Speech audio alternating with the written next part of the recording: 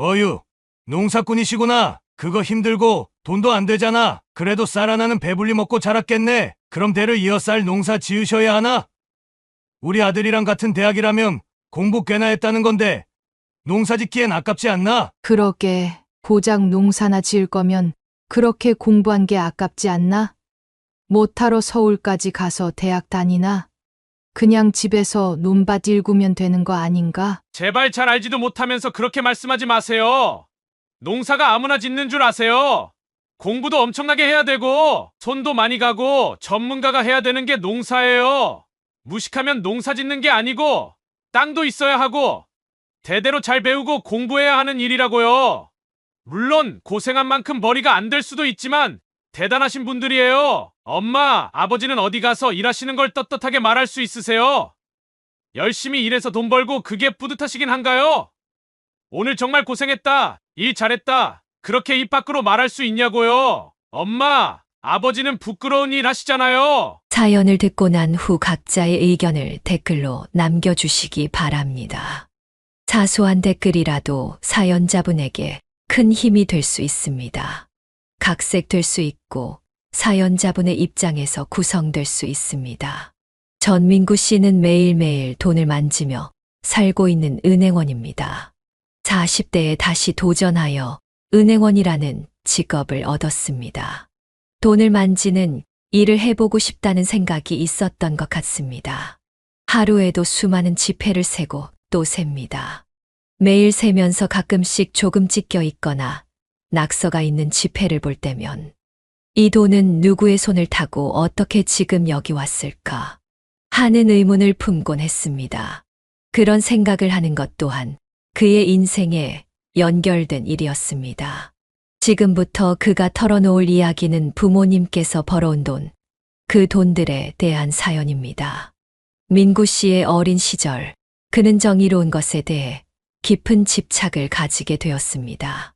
친구들이 잘못된 행동을 할 때마다 참지 못하고 나서곤 했고, 옳지 않은 일이나 불공정한 상황을 보면 항상 바로잡으려 했습니다. 학교에서도 작은 싸움이나 부정행위를 보면 즉각 선생님께 알리거나 친구들에게 경고를 하기도 했습니다. 이로 인해 종종 또래 친구들과 부딪히는 경우도 있었지만 그는 자신의 행동이 옳다고 확신하며 흔들리지 않았습니다. 그는 정의에 대한 자신의 신념을 지키는 것이야말로 삶에서 가장 중요한 일이라고 생각했습니다. 민구 씨가 어린 시절부터 정의로움에 집착하게 된 데에는 한 사건이 큰 계기가 되었습니다. 초등학교 시절 그는 종종 학교에서 작은 괴롭힘을 당하는 친구들을 지켜보곤 했습니다. 어느 날 한 친구가 큰 소리로 우는 것을 보고 다가가 보니 다른 아이들이 그 친구의 점심을 빼앗아 먹고 있었습니다. 전민구 씨는 그 모습을 보고 충격을 받았고 즉시 교실로 달려가 선생님께 이를 알렸습니다. 하지만 선생님은 바쁘다는 이유로 이를 바로 해결해 주지 않았습니다. 오히려 주변의 몇몇 친구들은 전민구 씨가 이를 보고도 바로 나서지 못한 것에 대해 비난하는 듯한 눈초리를 보내기도 했습니다. 그는 속으로 자신이 더 용기 있게 나서지 못했다는 죄책감과 자책감을 크게 느꼈습니다. 이 사건 이후 그는 다른 친구들이 부당한 일을 당하는 것을 보면 결코 망설이지 않고 직접 나서야 한다는 다짐을 하게 되었습니다. 그때부터 전민구 씨는 작은 일이라도 불공평하거나 부정한 일이 생기면 참지 않고 바로잡으려 했고 정의로움에 대한 강한 집착을 가지게 된 것입니다. 이 경험은 그에게 큰 영향을 미쳐 올바른 일을 하는 것이 가장 중요한 가치라는 신념을 갖게 했습니다. 전민구 씨가 어린 시절부터 정의로움에 집착하는 모습을 보며 부모님은 그를 귀엽고 사랑스럽게 여겼습니다. 그는 친구들 사이에서 작은 다툼이 생기거나 약한 친구들이 괴롭힘을 당할 때마다 용감하게 나섰고 이런 행동은 부모님의 눈에 더없이 특별해 보였습니다. 한 번은 놀이터에서 또래 아이들이 한 아이를 괴롭히고 있는 것을 본 민구 씨가 다가가 아이들을 막아섰고, 그 후 집에 돌아와서는 그 상황을 부모님께 열정적으로 설명했던 적이 있었습니다. 그때 부모님은 미소를 지으며 그의 이야기를 들어주었고, 우리 민구는 정말 정의로운 사람이구나. 옳은 일을 하기 위해 노력하는 모습이 참 자랑스럽다. 라고 격려해 주었습니다. 부모님은 민구 씨가 옳은 일에 대해 이렇게 신념을 가지고 있는 모습이 사랑스러웠고, 그가 성장하면서 이 정의감이 어떤 방향으로 이어질지에 대해 기대하기도 했습니다. 또 한 번은 동네에서 조금 큰 아이들이 작은 아이들의 물건을 빼앗는 것을 보고 참지 못한 민구 씨가 직접 나서서 그 장난감을 되찾아 주었습니다. 그 후 돌아와 부모님께 엄마, 아빠, 나도 나중에 경찰이 돼서 사람들을 지켜줄 거예요. 라고 말하며 진지한 표정으로 자신의 다짐을 전했을 때 부모님은 그의 머리를 쓰다듬으며 미소 지었습니다. 이렇게 민구 씨가 정의로움에 집착하는 모습을 부모님은 그저 귀여워했을 뿐 아니라 그가 더 큰 세상에서 올바른 방향을 향해 성장할 수 있도록 응원하며 그의 작은 행동 하나하나를 격려하고 지지했습니다. 민구 씨는 부모님의 이러한 따뜻한 반응 속에서 정의로운 행동이 사랑받는 것임을 깨달았고, 그의 삶에서 정의감이 중요한 가치로 자리 잡게 되었습니다. 그런데 민구 씨가 부모님에 대해서 조금씩 이상하다 느낀 건 그가 초등학교 4학년 때쯤이었습니다. 학교에서 엄마 아빠의 직업과 월급을 적어오라는 숙제가 있었습니다. 그래서 그 종이를 부모님께 건네드렸지요. 그때 처음으로 부모님의 당황하는 표정을 보았습니다. 선생님이 여기 적어오래. 아빠 하는 일, 엄마 하는 일 여기 칸에다가 적고 위에 칸에는 매달 받는 돈 적으래. 내일까지 적어서 내라고 했어. 빨리 적어줘. 가방에 챙겨 넣어놓게. 그러자 부모님은 난감한 듯 머뭇거렸습니다. 아버지는 한참을 당황하더니 머리를 긁적이며 손을 떨면서 종이에 적어 내려갔습니다. 아버지의 직업란에는 건물관리자라 적었고, 어머니의 직업란에는 보험 판매원이라 적었습니다. 설명도 옆에 써야 한다고 하니 아버지 칸에는 건물 임대를 관리하는 사람이라 썼고, 어머니 직업 설명에는 보험을 파는 사람이라고 적었습니다. 전민구 씨는 그걸 가져가서 선생님께 설명드려야 했기에 자세히 알려달라고 했습니다. 아, 이게 아빠 건물은 아닌데 아빠가 관리만 하는 거야. 돈을 받고 아빠한테 맡긴 건물 주인은 따로 있는데 아빠가 바지 사장은 아니고 대리인인 건데 뭐라고 해야 되지? 문제가 생기면 아빠가 그 문제를 해결해야 하는 중요한 사람이라고 할까? 뭐 아무튼 중요한 일이야. 그리고 엄마는 보험을 파는 건데 엄마 이름으로는 못 팔고 엄마가 유도만 해주고 다른 사람 이름으로 팔아야 해. 우리 아들 보험이 뭔지는 알지? 암 걸리고 아픈 사람들이 보험을 들어놔야 나중에 그 보험금으로 여유가 생기거든. 그래서 엄마가 좋은 일 하는 거야. 어린 마음에도 전민구 씨는 설명이 이치에 맞지 않다고 느꼈습니다. 식은땀을 흘리며 설명하는 아버지가 그저 안쓰러울 뿐이었지요. 그래서 그는 종이를 들고는 아버지를 달래며 말했습니다. 그냥 놔둬. 내가 가서 설명드리면 선생님이 아실 거야. 아빠는 진짜 말을 왜 이렇게 못해? 어릴 때는 그저 부모님이 말을 못하는 거라고만 생각했습니다. 사실을 말할 수 없어 당황하신 것인데 말입니다. 그런 일들은 그의 성장 과정에서 자주 있었고, 나이가 들며 자연스레 알게 되었습니다. 부모님의 일들이 떳떳하지 못하다는 것을 말이죠. 하지만 전민구 씨는 부족함 없이 자랐습니다. 친구들이 가지고 있지 않던 물건들을 가질 수 있었고, 급식비를 내지 못해 불려가는 친구들을 보며 의아해했습니다. 부모님께 받으면 되는데 왜 그런 돈이 없을까? 그는 이렇게 생각하곤 했습니다. 한마디로 그는 부모님 덕분에 편하게 자랐던 것입니다. 초등학교 6학년쯤 친한 친구의 집에 놀러 간 적이 있었습니다. 친구의 방에는 상장과 장난감들이 놓여 있었고 그 방은 그의 방과 다를 바 없었습니다. 하지만 친구 아버지의 방, 부모님의 방, 그리고 거실은 많이 달랐습니다. 친한 친구의 아버지는 판사였기에 방에 감사패나 어려운 책들이 가득했습니다. 그는 어린 마음에 그런 것들이 매우 신기하게 느껴졌습니다. 와, 너네 집에는 어떻게 이렇게 책이 많아? 그리고 왜 이렇게 상장 같은 게 많아? 너희 아버지, 이렇게 대단하신 분이셨어. 상을 대통령한테도 받고, 우와, 정말 멋지잖아. 별거 아니야. 우리 아버지 말로는 원래 아빠가 하는 일을 하다 보면 자연스럽게 하나둘씩 받는 거래. 그래서 아무것도 아니래. 그리고 너희 아버지 공부도 엄청 잘하셨나 보다. 어릴 적에 받은 상장도 엄청 많아. 와, 나는 이런 거 처음 봐. 너무 멋지다. 전민구 씨는 친구 집에서 한참을 감탄하며 돌아온 기억이 있습니다. 그 친구의 집안은 대대로 법조계에 종사했고 친구도 경찰이 꿈이라고 했습니다. 한참을 감탄하다가 친구가 질문을 건넸습니다. 너희 아버지는 무슨 일 하셔? 그는 대답을 망설였습니다. 친구 아버지에 대해 세세히 물어본 후 그제야 친구도 그의 아버지에 대해 궁금해져 물었던 것입니다. 그런데 그도 모르게 말문이 막혀버렸습니다. 그때 이미 알았던 것 같습니다. 그의 아버지는 친구 아버지와는 다르게 자랑할 만한 직업이 아니라는 것을요. 우리 아버지는, 나도 정확히는 모르는데, 무슨 건물 빌려주는 그런 일을 하신대. 그래서 자세히는 몰라.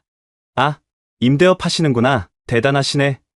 우리 아빠가 그랬는데 건물 임대업 하는 사람들이 세상에서 돈이 제일 많다고 했어. 너 부자였구나. 멋지다. 좀 있으면 우리 아버지 퇴근하고 들어오실 시간이야. 인사드리고 같이 밥도 먹고 가. 우리 아버지 말씀 되게 재밌어. 오늘 무슨 판결 내리셨는지 얘기해 주실 거야. 저녁 같이 먹을 때 매일매일 말씀해 주시거든.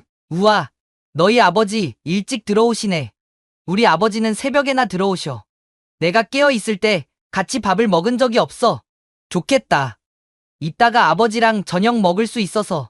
전민구 씨의 아버지는 주말에는 거의 누워 계셨고 평일에는 그가 학교에 갈 때 누워 계시다가 학교에서 돌아오면 집에 계시지 않았습니다.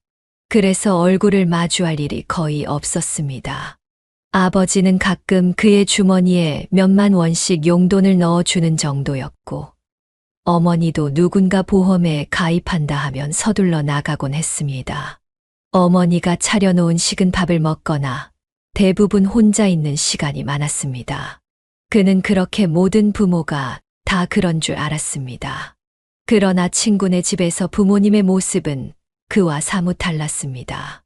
저녁이면 퇴근하시는 친구의 아버지, 따뜻한 밥을 차려주는 친구의 어머니, 그걸 당연하게 여기는 친구의 모습은 그에게 신선한 충격이었습니다. 그는 자신이 살아온 삶이 당연하다고 생각했는데 잘못되었다고 느끼기 시작했습니다. 친구 집에서 밥을 먹고 친구 아버지의 이야기를 들으며 신이 나고 들떴습니다. 그런데 친구 아버지가 그의 부모님께서 무슨 일을 하시는지 묻자 그도 모르게 사례가 들려 기침을 했고 덕분에 그 질문은 자연스레 넘어갔습니다. 식사를 마친 후 친구 아버지는 그를 집에 데려다 주면서 말씀하셨습니다. 부모님이 열심히 일해서 번 돈으로 사는 거, 그거 진짜 복 받은 거야. 이 아저씨는 아버지가 일찍 돌아가셔서 공부를 진짜 열심히 했어야만 살 수 있었어. 그는 그날 이후 자신이 부모님 덕에 편하게 자랐다는 사실을 새삼 깨닫게 되었습니다. 세상 물정 하나도 모르는 민구 씨는 그저 공부만 해왔습니다. 그런데 막상 공부를 다 끝내고 보니 이 세상에 정말 다양한 사람들이 있고 그만큼 다양한 직업이 존재한다는 것을 알게 되었습니다. 무엇이 옳은지에 대해 함부로 잣대를 들이댈 수는 없었고 자식에게 인정받는 부모만큼 멋진 부모도 없다는 걸 깨닫게 되었습니다. 친구 아버지는 그에게 말했습니다. 지금은 내가 어려서 잘 모르겠지만 다른 거 필요 없고 너희 부모님을 인정해주면 돼. 찬양까지는 바라지 않으니 그 노고를 인정해드려야 해. 이 아저씨는 그렇게 생각한다. 부모가 되던 순간부터 자식 입에 들어가는 거, 있는 거, 돈 쓰는 거 전부 다 뿌듯한 거야. 과정이 어찌되었든 부모한테 자식은 그런 존재야. 전민구 씨는 그때는 무슨 말인지 몰랐지만 훗날 자신이 부모가 되어 그 말의 의미를 알게 되었습니다. 집에 돌아와 그는 일부러 부모님 앞에서 친구 집에서 본 것들을 이야기했습니다. 엄마, 친구네 아빠는 판검사시래. 그래서 오늘 어떤 판결을 내리고 오셨는지 나한테도 말씀해 주셨어. 정말 멋있어. 공부를 진짜 많이 하셔서 방 안에 상장이 가득 쌓여 있더라니까. 그리고 공부를 너무 잘하셔서 맨날 1등 하셨대. 초등학생 때도 1등이었고, 중학교 때도, 고등학교 때도, 대학교 때도 한 번도 1등을 안 해본 적이 없으시대. 정말 대단하지? 나도 친구 아버지처럼 판검사가 되고 싶어. 그래서 공부 진짜 열심히 할 거야. 엄마, 아빠는 학교 다닐 때 몇 등이었어? 1등 해봤어. 전민구 씨의 질문에 부모님은 서로를 바라보며 멋쩍게 웃으셨고 대답이 없었습니다. 그는 넘어가지 않고 괜찮으니 말해달라고 졸라댔습니다. 그러자 부모님은 결국 대답을 꺼내셨습니다. 모르겠다. 아이, 기억도 안 나고 말이지. 아빠는 초등학교도 안 나왔거든. 엄마도 그렇고 초등학교 1학년까지만 다녔던가? 뭐, 당신이나 나나. 어린 전민구 씨는 그 대답이 충격적이었습니다. 어떻게 초등학교도 안 나올 수가 있을까? 친구 아버지는 박사까지 하셨는데 왜 그의 부모님은 초등학교도 제대로 나오지 못했을까? 아버지의 솔직한 대답에 그는 그때부터 부모님을 무시하기 시작했습니다. 학교에서 숙제를 내줄 때면 집으로 돌아오는 길에 숙제 종이를 버리거나 부모님께 아예 말씀드리지 않았습니다. 그 결과 어느 날 선생님께 불려갔습니다. 왜 부모님과 함께하는 숙제를 하나도 하지 않았느냐는 것이었습니다. 전민구 씨는 선생님 앞에서 엉엉 울며 말했습니다. 저는 못해요. 제가 지금 초등학교 6학년인데 우리 엄마, 아빠는 초등학교 1학년도 안 나왔대요. 그런데 어떻게 그런 엄마, 아빠가 저를 가르쳐요? 아는 게 하나도 없을 텐데 무슨 수로 저를 가르치냐고요. 당황한 선생님은 한참을 말을 잇지 못하시다가 차분하게 그에게 설명하셨습니다.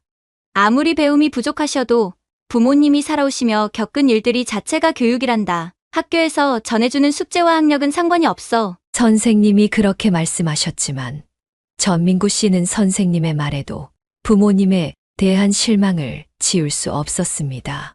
선생님조차 그의 부모님의 수준이 어느 정도일지 알지 못하셨으니까요. 시간이 흘러 중학생이 되고 고등학생이 되면서 그는 부모님과의 대화를 점점 줄여갔습니다. 그가 부모님을 무시하기 시작하자 부모님도 점점 그의 눈치를 보며 조심스러워 하셨습니다. 가끔씩 아버지가 그의 학교 생활에 대해 물어보셨을 때도 그는 답을 회피하며 대화를 피했습니다. 어머니는 날씨가 더운데도 불구하고 아들을 보며 물었습니다. 아들, 요새 날도 더운데 공부하기 괜찮어? 힘든 건 없어? 뭐 필요한 거 있으면 엄마한테 말해. 엄마가 다 준비해 줄게. 요즘 네 또래 애들 보니까 교복 안에 시원해지는 티 입고 그런다는데 그런 거 몇 장 사줄까? 됐어. 내가 언제 그런 거 사달라고 했어. 내 친구네 부모님은 학교 선생님이셔. 아이, 됐다. 내가 엄마 아빠랑 공부 관련해서 무슨 이야기를 하겠어? 그냥 담임 선생님하고 이야기하고 말지. 그가 그렇게 차갑게 대꾸할 때면 다른 부모라면 한 대 때리거나 한마디 쏘아 붙였을지도 모릅니다. 그러나 그의 부모님은 한마디도 하지 못하시고 그저 그래, 그렇구나. 고생이 많네. 라고 속상한 듯 말씀하셨습니다. 그는 철없던 시절 부모님께 정말 심하게 행동했습니다. 시간이 지나면서 후회했지만 그때는 그저 기고만장했습니다. 부모님께서 늘 모든 것을 받아주셨기에 점점 더 선을 넘고 있었던 것입니다. 어느 날 그의 반항적인 태도가 계속되자 어머니는 어떻게든 분위기를 풀어보려고 그를 데리고 밖으로 나가셨습니다. 우리 아들, 누구 닮아서 이렇게 팔다리가 길쭉길쭉한지 저번에 보니까 산지 얼마 안 된 옷이 벌써 작아진 것 같더라고. 엄마가 큰맘 먹고 비싼 옷으로 한 벌 맞춰줄 테니까 같이 가자. 백화점. 아, 됐어. 돈이나 줘. 나중에 친구들이랑 가서 사 입을 테니까. 평소에 신경도 안 쓰더니 갑자기 신경 쓰는 척이야. 그래도 엄마랑 가야 이거저거 돈 신경 안 쓰고 많이 사지. 진짜 사달라는 거 다 사줄 테니까. 걱정 말고 가자. 가자. 아들. 겉으론 싫은 척했지만 그는 내심 좋았습니다. 어머니와 아버지 두 분 다 죽어라 일만 하셔서 그가 원하는 건 다 사주셨지만 늘 함께 하신 적이 없었기 때문입니다. 아버지는 밤낮 없이 일하셨고 어머니도 누군가 전화 한 통이 오면 밥 숟가락을 내려놓고 뛰쳐나가는 분이셨습니다. 그런데 그날은 시간이 되셨는지 작정하고 나가자고 하셨습니다. 엄마 손을 잡고 백화점을 가본 건 정말 처음이었습니다.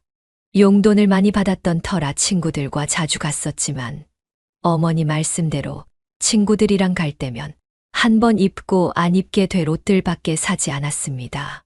친구들 수준에서 사는 옷들이 뻔했지요. 그는 어머니와 함께 새 옷을 사고 함께 식사를 하려고 식당가로 향했습니다. 그때 우연히 어머니의 지인을 마주치게 되었습니다. 어머니는 뭔가 불편해 보였고 그 지인은 어머니를 가볍게 대하는 듯한 태도였습니다.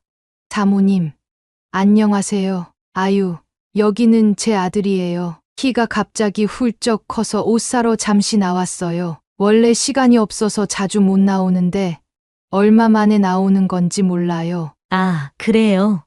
어쩐지 우리 실장님 바쁘신 분이신데 무슨 일인가 했잖아. 내가 약관 돌리라고 한 건 다 돌렸죠?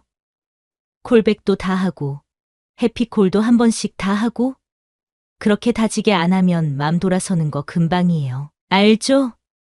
내 이름 달고 하면서 똑바로 해야죠. 좋게 말하는 듯 했지만 전민구 씨는 그 말투에서 묘하게 기분 나쁜 뉘앙스를 느꼈습니다. 어머니는 대화를 서둘러 끝내고 그와 함께 식당가로 향했고 그 지인은 화장실로 향했습니다. 전민구 씨는 갑자기 급한 화장실에 들러야 해서 어머니를 먼저 식당가로 보내고 서둘러 화장실로 향했습니다. 그런데 화장실에서 방금 전에 지인이 다른 이와 나누는 대화가 들려왔습니다. 왜, 있잖아. 자격증도 없어서 내 이름 팔아가면서 보험팔이 하는 그 멍청한 여자. 오늘 내가 백화점에서 마주쳤다니까? 내 뒤치다꺼리 하는 주제에 백화점씩이나 다녀? 원님 덕에 나팔 분다고. 남의 이름 팔아서 돈 버는 주제에. 암튼 나 담당자 바꿔줘요. 일도 똑바로 못하는 것 같은데 헛바람만 잔뜩 들어서 주제도 모르고. 그 여자 그때 뭐라 그랬지? 초등학교도 다 못 나왔다고 했지. 세상에 요즘에도 그런 사람이 다 있나 참나. 어쩐지 배운 게 없으니 대화할 때 답답하고 말이야. 한 번에 말한 것도 못 알아쳐먹고 짜증나. 전민구 씨는 어머니가 떳떳하지 않은 일을 하신다는 것은 알았지만 정확히 어떤 일을 하는지는 몰랐습니다. 지인의 말을 엿들으며 어머니가 자격증 없이 그 사람의 명함을 빌려 보험을 팔고 계시며 그 판매 금액의 일부분만 받으신다는 것을 알게 되었습니다. 그는 어머니와 함께 식당가로 향하지 않고 혼자 집으로 돌아갔습니다. 어머니가 그런 취급을 받는 것도 그런 돈으로 자신의 옷을 사고 용돈을 쓰는 것도 몹시 속상했습니다. 집으로 돌아와 방에 처박혀 방 안의 모든 것을 보았습니다. 사달라고 하지도 않았는데 아버지가 사다 주신 비싼 가방과 원하지도 않았던 물건들이 전부 다 쓰레기로 보였습니다. 부모님이 남들에게 손가락질 받으며 번 돈으로 산 물건들이 눈앞에 보일 때마다 화가 치밀어 올랐습니다. 그렇게 방 안에서 시간을 보내던 중 얼마 지나지 않아 어머니께서 집으로 들어오시는 소리가 들려왔습니다. 어머니는 그가 방에 있는 걸 확인하시더니 화도 내지 않고 그저 걱정하셨다고만 말씀하셨습니다. 그런데도 전민구 씨는 그 걱정에 오히려 화가 치밀어 올랐습니다. 엄마, 아까 백화점에서 만난 그 아줌마. 엄마가 그 아줌마 이름 빌려서 돈 버는 거야? 왜 떳떳하게 일하지 않고 남인 척 연기하면서 돈을 벌어? 엄마 이름이 없어. 그래서 그러고 사는 거야. 그러자 어머니는 아무 말도 하지 못한 채 그 자리에 주저앉아 울기 시작하셨습니다. 전민구 씨는 그 모습조차 보기 싫어 방문을 닫아버렸습니다.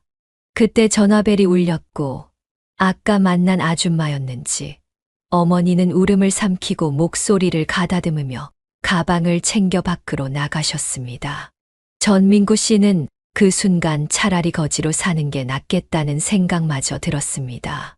그 일을 계기로 한동안 그는 부모님과 말을 섞지 않았습니다. 부모님이 보이면 자리를 피하거나 들려도 못 들은 척하기 일쑤였습니다.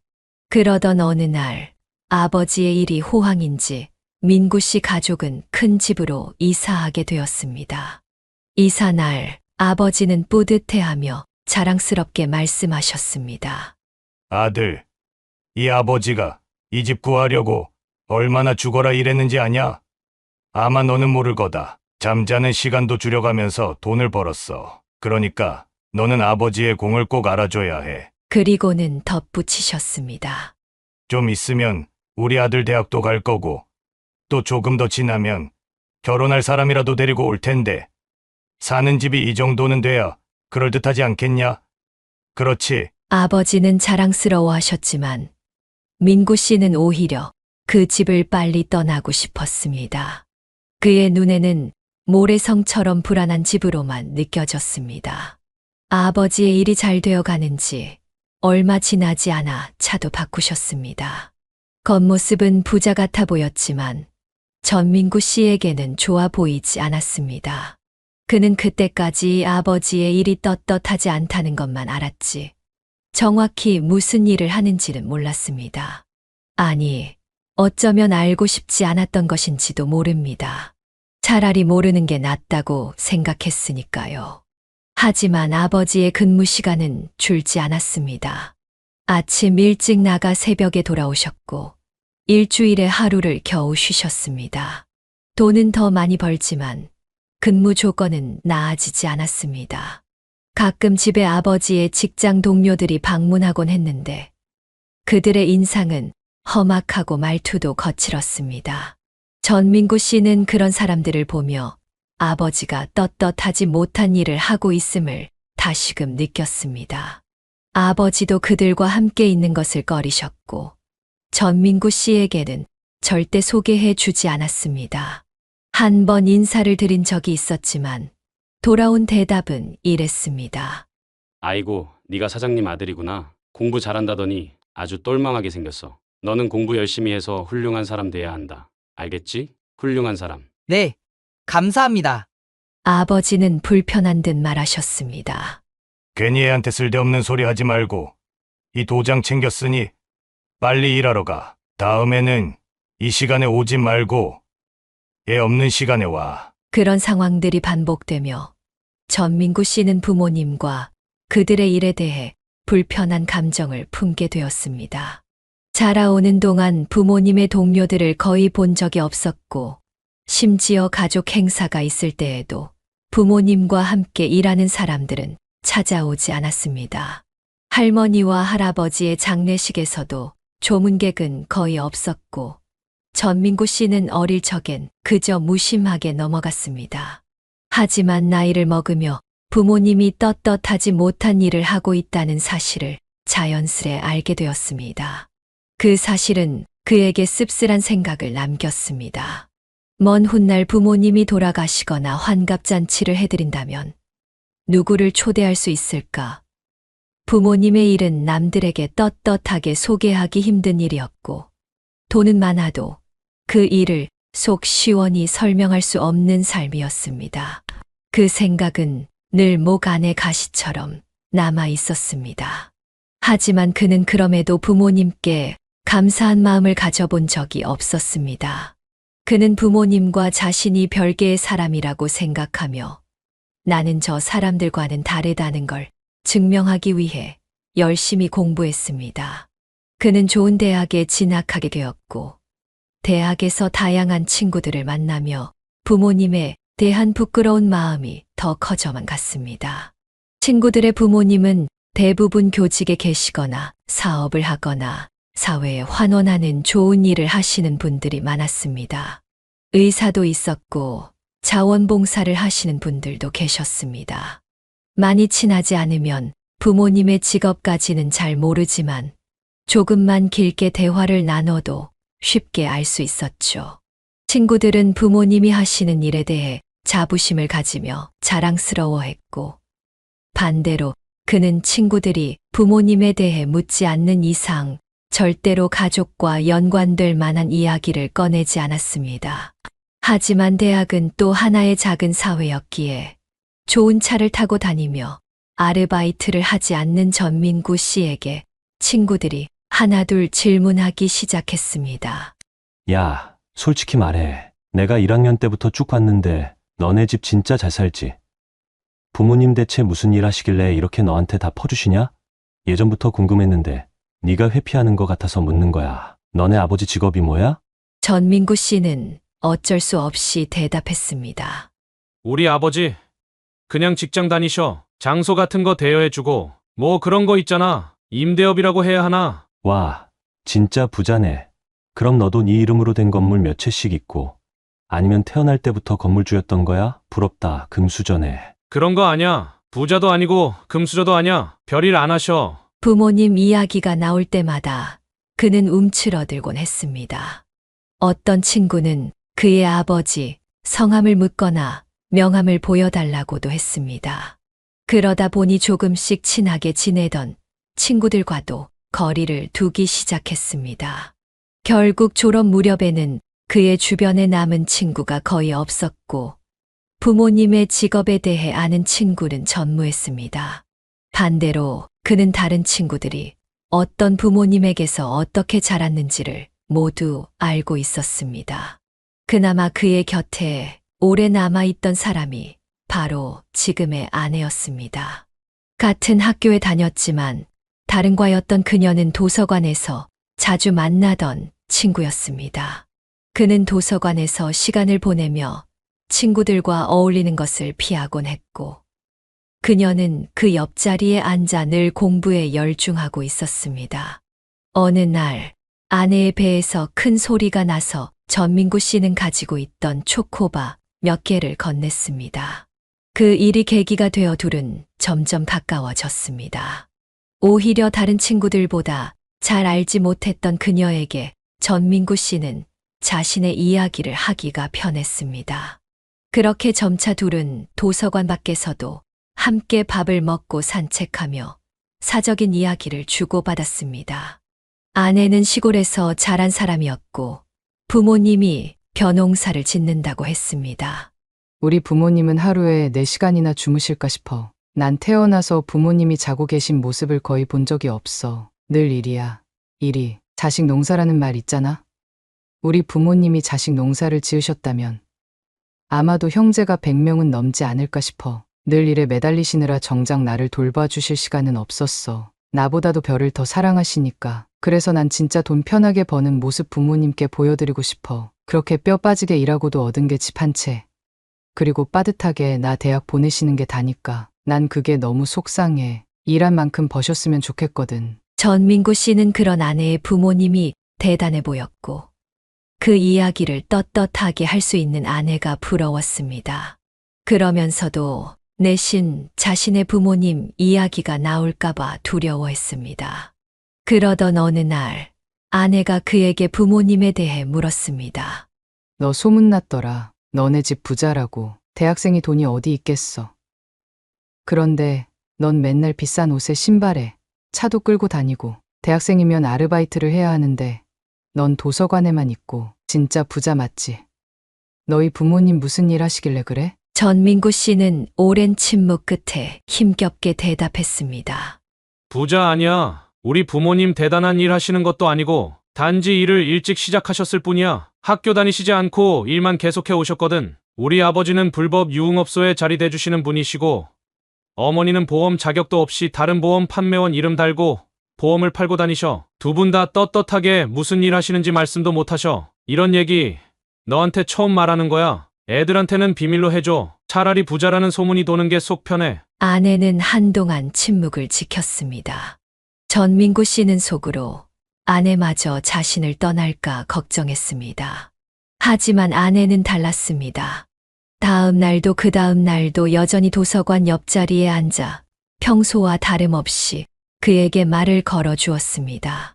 오래 생각한 끝에 아내는 그에게 정리된 생각을 들려주었습니다.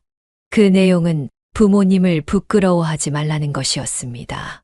그래도 너희 부모님 진짜 대단하신 거야. 이렇게 버젓이 너 대학도 보내시고 아쉬울 것 없이 다 해주시잖아. 직업에 귀천이 어디 있어. 그래도 여태 문제 없이 사신 거 보면 나름의 기준은 잘 지키고 사셨다는 뜻이잖아. 남들이 뭐라고 손가락질해도 너는 그러면 안 돼. 이렇게 편하게 부모님 혜택 다 받고 자랐으면서 그러면 안 되지. 언제 한번 너네 집 놀러 가도 돼? 너희 부모님 뵙고 싶다. 궁금해. 대화도 나눠보고 싶고 재밌을 것 같아. 아내의 존중과 애정을 느낀 전민구 씨는 더 큰 관심을 가지게 되었습니다. 그래서 시간을 내어 처가에 찾아가 벼농사를 도우며 함께 식사도 했습니다. 아내의 말대로 처가 식구들은 모두 벼농사에 매달려 살아가고 계셨고 그는 그 모습이 매우 좋아 보였습니다. 이런 게 진정한 값진 노동이 아닐까 싶었습니다. 말로는 불평을 하지만 아내가 부모님을 자랑스러워하는 모습을 보고도 알 수 있었습니다. 또한 이상하게도 처가에서 따뜻함을 느꼈습니다. 처가 식구들은 그에게 부모님이 무슨 일을 하시는지 묻지도 않았고 궁금해하지도 않았습니다. 그저 그의 꿈과 앞으로 어떻게 살아갈지에 대해 물으셨습니다. 이미 가족이 된 듯한 느낌이 참 좋았습니다. 우리는 딸한테 벼농사를 물려주고 싶은데, 아이고, 죽어도 안 한대. 싫다는데 어쩌겠소. 우리만 죽을 때까지 하다 가야지. 자네는 앞으로 뭘 하고 싶은가? 생각해둔 게 있어? 아닙니다. 지금 경영학을 전공하고 있는데 그냥 일반 회사에 들어가고 싶어요. 안정적이고 제가 일하는 만큼 버는 어디서든지 당당하게 제 명함을 내밀 수 있는 그런 회사요. 예, 그게 제 꿈입니다. 아이, 좋은 꿈이구만. 꿈이 꼭 장대하고 멋들어질 필요는 없지. 뭐든 성실하고 떳떳한 게 제일 좋은 거여. 그래서 우리 인생 참 잘 살았다 생각해. 적어도 자식들한테 떳떳하고 부끄러울 게 없거든. 장인은 미소 지으며 말씀을 이었습니다. 저 녀석도 입으로는 뭐라고 궁시렁대어도 학교 다닐 때 집에 친구들을 많이 데려왔어. 입으로는 우리가 농사지은 쌀이 제일 맛없다고 하면서도 아무리 자취해도 집에서 키운 쌀을 가져다 먹어. 밖에서 먹은 쌀은 맛없다고 말이지. 그럼 된 거지. 잘 산 거야. 장인의 말에 전민구 씨는 고개를 끄덕이며 아내의 집에 잘 왔다는 생각이 들었습니다. 동시에 그의 부모님이 떠올라 조금 부끄러워졌습니다. 그래서 그는 아내에게 처음으로 자신 집에 놀러 오라고 초대했습니다. 부모님과 함께 식사를 대접하고 싶다는 마음이 들었기 때문이었습니다. 그래도 기브 앤 테이크지. 나도 거하게 초대받았는데 당연히 나도 대접해야지. 나만 인사드리는 건 좀 그렇고 우리 사이도 말씀드릴 겸 우리 부모님 뵙자. 아마 좋아하실 거야. 내가 이런 적이 처음이어서 초대할게. 같이 밥 먹자. 우리 부모님이랑. 그는 부모님께도 미리 말씀드렸습니다. 진지하게 만나는 여자가 있다며 함께 식사하며 인사드리고 싶다고 했습니다. 어머니는 몹시 기뻐하며 들떠하셨습니다. 전민구 씨가 자라면서 한 번도 친구를 초대한 적이 없었기 때문입니다. 웬일인가 하시면서도 어머니는 집을 대청소하고 없던 인테리어 소품도 사고 새 옷도 사시며 큰 준비를 하셨습니다. 전민구 씨는 당시 아내가 고향 집까지 초대해 주었던 일에 감동해 답례로 집에 초대했지만 되돌아보면 진정한 가족이 되고 싶다는 마음에 처음으로 하지 않았던 행동을 한 것이었습니다. 솔직하고 정직한 아내의 모습을 보면서 오래 함께하고 싶었기 때문이었지요. 그리고 아내가 집에 초대된 그날, 그간 품고 있던 부정적인 감정이 부모님 앞에서 처음으로 터져 나왔습니다. 아내와 어색하게 인사를 나누고 함께 식사를 하던 중 아버지는 대뜸 아내에게 부모님이 무엇을 하시는지를 물었습니다. 반대로 전민구 씨는 처가에 갔을 때 그런 질문을 받은 적이 없었습니다. 장인과 장모님은 그가 불편해할까봐 집안 이야기에 대해 한마디도 묻지 않으셨으니까요. 단박에 나오는 아버지의 무례한 질문에 전민구 씨는 눈살이 찌푸려졌습니다. 하지만 아내는 당당하게 대답했습니다. 네, 아버님. 저희 부모님 두 분 다 이천에서 쌀 농사를 지으세요. 대대로 이어온 일이라서 그냥 평생 쌀 농사하게 될 팔자라 하셨어요. 아내는 자랑스러운 듯 이야기했고 아버지와 어머니는 고개를 갸웃거렸습니다. 어유, 농사꾼이시구나. 그거 힘들고 돈도 안 되잖아. 그래도 쌀 하나는 배불리 먹고 자랐겠네. 그럼 대를 이어 쌀 농사 지으셔야 하나?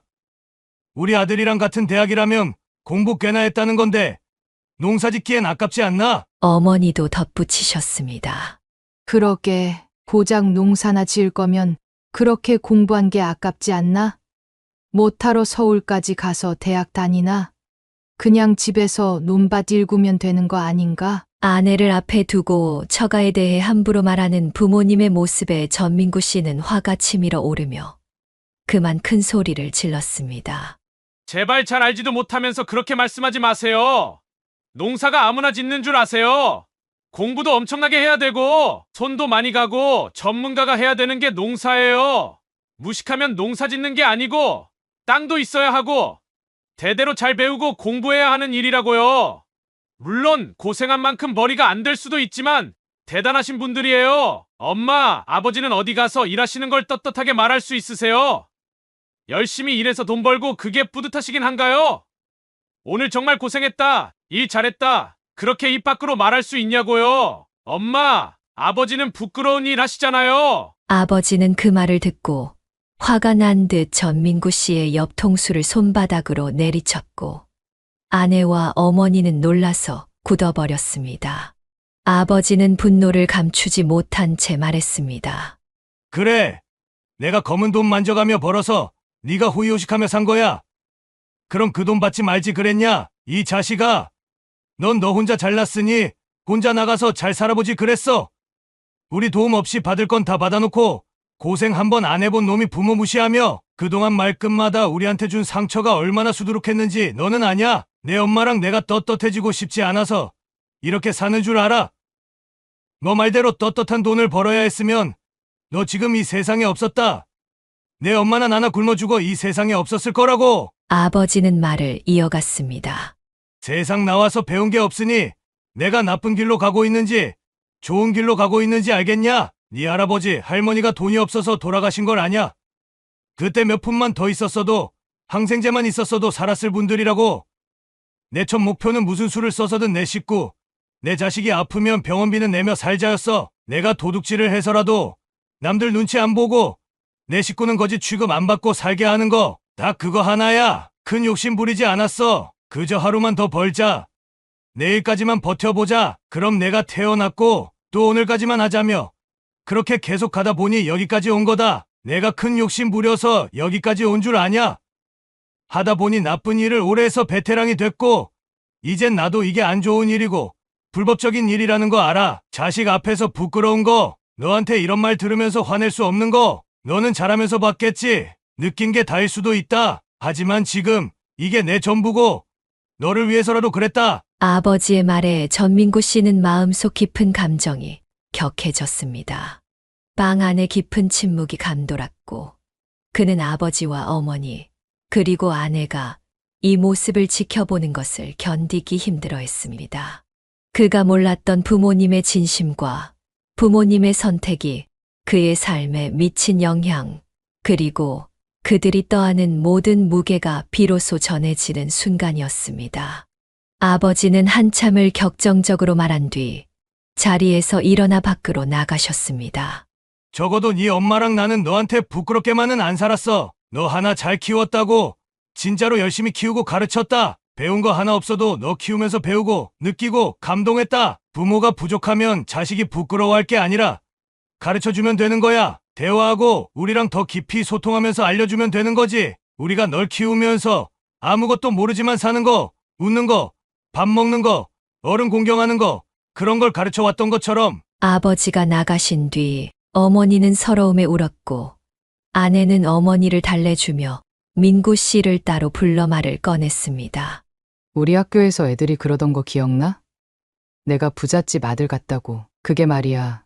내가 돈이 많아서 차 끌고 좋은 옷을 입고 다녀서만이 아니었어. 내가 고생한 흔적이 안 보인다고들 하더라. 예를 들면 내 말투가 항상 평온하잖아. 화도 잘 안 내고 감정도 잘 드러내지 않으니까 모든 걸 다 통달한 사람 같다고 애늙은이라고 표현하기도 했어. 그러니까 좋게 말하면 속이 깊고 주변 사람들에게 조심스럽고 예의 바르며 가벼운 농담조차도 비속어를 쓰지 않고 누군가를 놀리거나 하지 않으니까 내가 가정교육을 참 잘 받았다고 생각했던 거야. 그게 부모님이 좋으신 분들이시고 대단한 분들이라서 그렇다고 생각했던 거지. 그런데 내가 한참 잘못 생각하고 살았구나 싶어. 내가 다 서운한데 부모님은 얼마나 서운하셨을까. 아내의 말은 그의 가슴을 울렸습니다.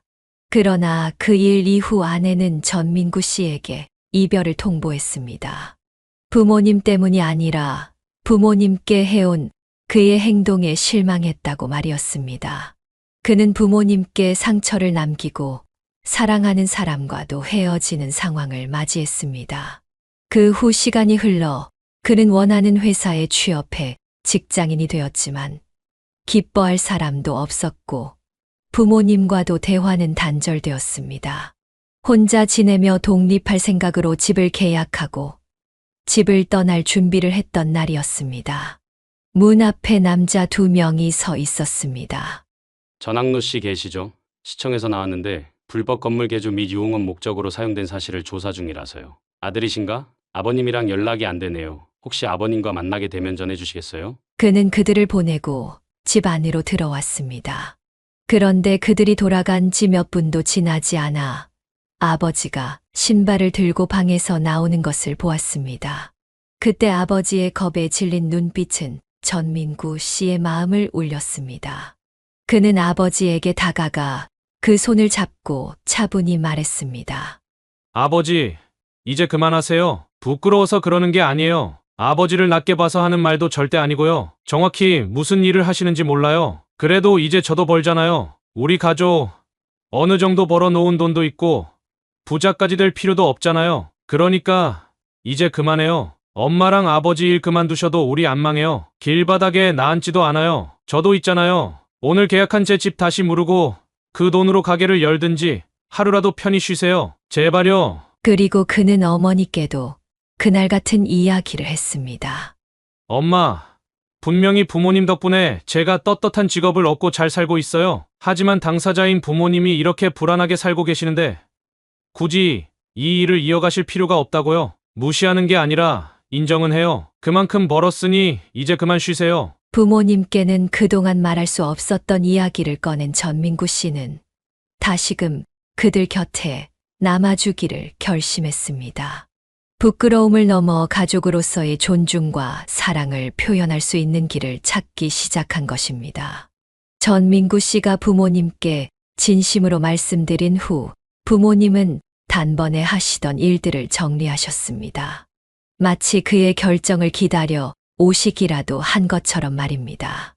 돌아보니 그는 자라면서 부모님의 직업을 비난하고 멸시하면서도 단 한 번도 그 일을 그만두라는 말을 하지 않았던 것이 떠올랐습니다. 당연하다는 듯 부모님이 벌어온 돈을 펑펑 쓰면서 그가 누릴 것을 다 누렸다는 아버지의 원망 섞인 말이 생각났습니다. 그는 정말로 그 돈을 다 쓰고도 불만만 늘어놓고는 정작 그 일을 그만두라는 말은 하지 않았던 것입니다. 부모님 또한 그의 그런 마음을 몰랐을 리 없었겠죠.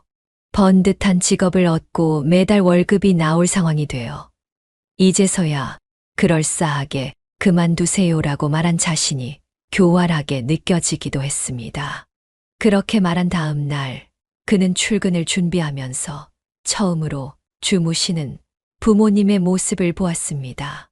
그가 나가는 소리도 듣지 못한 채 깊이 잠들어 계셨습니다. 그는 속삭이듯 작게 말했습니다. 다녀오겠습니다. 출근길, 그는 이상하게 웃음이 나왔습니다. 여태 부모님이 그렇게 편하게 주무시는 걸 본 적이 없었기에 옳은 결정을 한 것 같다는 생각이 들어서였습니다. 그 후, 그는 대학 동창의 결혼식에서 아내를 다시 만났습니다. 친구들과 함께 결혼한 친구의 이야기를 나누던 중 요즘 어떻게 살고 있는지 넋두리하며 웃고 있었습니다. 한 친구는 아이가 있다고 했고 또 다른 친구는 신혼생활을 이야기하며 대부분은 돈 걱정과 힘든 직장 생활에 대한 이야기들이 오갔습니다. 그때 한 친구가 말했습니다. 야, 너네 집 부자잖아. 예전에 너희 부모님 무슨 일 하신다고 했지? 요즘은 직업이고 뭐고 다 필요 없고 그냥 돈 많이 버는 게 최고인 것 같아. 죽어라 해서 공무원이 됐는데 커피 한 잔을 마음 편히 못 사 먹어. 그냥 공무원 딱지 하나 달고 사는 거야. 나중에 내 새끼한테 줄 것도 하나 없지 뭐. 전민구 씨는 조용히 말했습니다. 우리 부모님 작은 과일 가게 하셔. 얼마 전에 일 다 그만두셨어. 내가 그만두시라고 했거든. 이제 그만하셔도 될 것 같아서 그동안 부잣집 아들 타이틀 달게 해주셨으니까 그만하시라고 했어. 순간 시끌벅적하던 자리가 조용해졌고 1분 정도 정적이 흘렀습니다.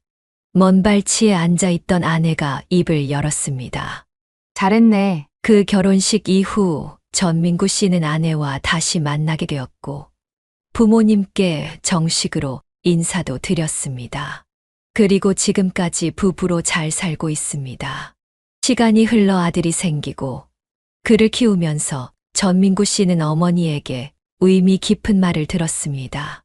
원래는 가진 것도 없고 사는 게 힘들어서 너희 아버지랑 나랑 그냥 죽자 했어. 그런데 내가 생긴 거야. 근데 너는 죽고 싶지 않을 수 있잖아. 너는 살고 싶을 거잖아. 그래서 뭐든 해서 벌고 죽어라. 너 하나 행복하게 해주자고 하며 닥치는 대로 살았어. 넌 그냥 존재만으로 너희 아빠랑 나를 살린 거야. 우리는 멋진 삶, 제대로 된 삶 그런 거 하나 없었어. 너 하나가 우리 사는 이유였어. 전민구 씨는 부모님의 그 말에 가슴 깊이 울림을 느꼈습니다. 그들의 진심을 알고 나서 그는 그동안 놓치고 있었던 부모님의 사랑을 다시금 느낄 수 있었습니다. 여기까지가 전민구 씨의 사연이었습니다. 마지막에 부모님과의 화해로 분위기가 좋아져서 다행입니다. 사연을 듣고 댓글을 남겨주시기 바랍니다. 사소한 의견일지라도 사연자분에게는 큰 힘이 됩니다. 노골적인 악성 댓글은 사연자분에게 상처가 될 수 있으니 삼가주시기 바랍니다.